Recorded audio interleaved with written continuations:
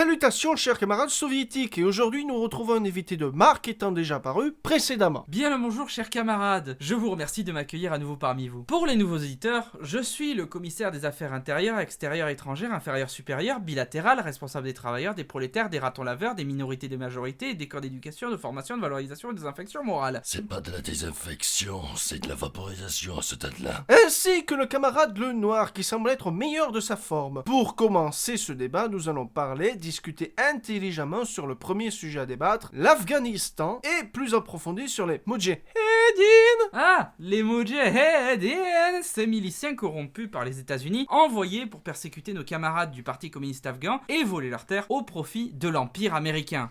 Moi j'ai cru comprendre que l'Union soviétique ne s'y impliquait que par la richesse que renfermait leur sous-sol. La richesse culturelle de leur peuple. Seuls les Américains sont matérialistes et heureusement que nous sommes là pour soutenir nos confrères dans cet injuste combat. Rappelons que le conflit afghan et américain s'étale depuis le 24 décembre 1979. Joyeux Noël. Et que les adorateurs de la fourchette veulent que l'armée rouge se retire car, je cite venant de l'OTAN, l'opinion du peuple est moins importante que sa liberté. C'est pour cela que nous les libérons de force de leur pensée et système moyenâgeux, qu'ils le veuillent ou non. Et très exactement. La soi-disant liberté du peuple est un motif de plus des Américains pour faire la guerre et étendre leur empire. S'il y a des pertes civiles, et il y en a, c'est de la faute des interventions militaires des Moudjahidines et de leurs collaborateurs. Si la mère patrie n'était pas intervenue en 1944 pour nous protéger de la contre-invasion yankee, nous aurions subi le même sort que l'Afghanistan à l'heure actuelle. On aurait peut-être gagné au change, mais la décadence américaine nous aurait rattrapés. Les Moudjahidines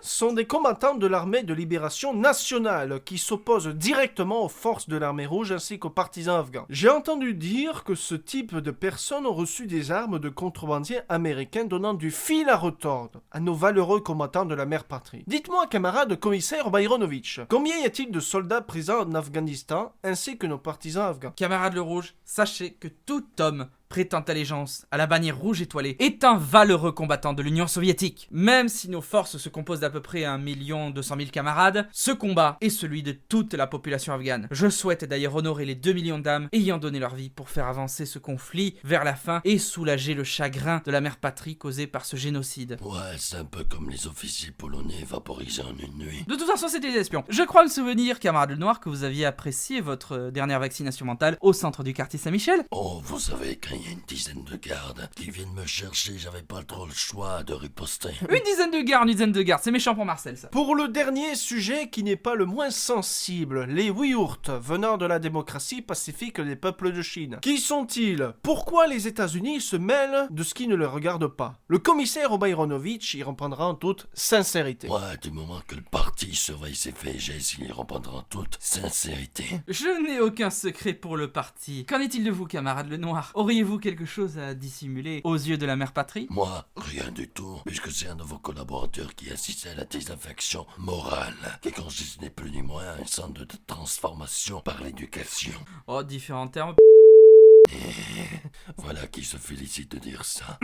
Revenons sur le sujet. Les mi-ourtes, selon des rumeurs de prolétaires, les yaourts seraient... Les yogourts sont un peuple mentalement infecté qui privilégie ses croyances au détriment des bénéfices de la nation. Et c'est pour cela que la Chine applique le programme de désinfection en vigueur. C'était une des volontés du président Yi Winning que de désinfecter la population entière. À ce stade-là, c'est pas de la désinfection, c'est du nettoyage de printemps. Et vous voulez certainement que je vous envoie en mission là-bas pour comparer nos différentes méthodes, vous qui les connaissez si bien.